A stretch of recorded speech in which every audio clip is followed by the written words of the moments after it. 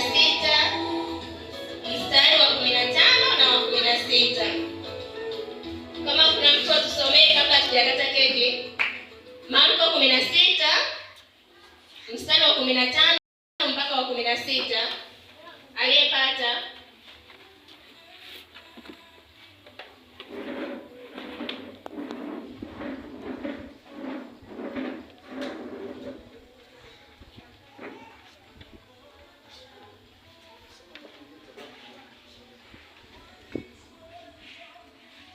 nitasoma Marko 16 mstari wa 15 na 16, nao unasema, akawaambia, enendeni ulimwenguni mote mkaihubiri Injili kwa kila kiumbe.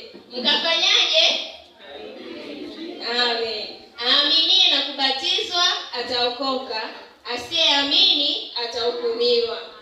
Amen. Amen.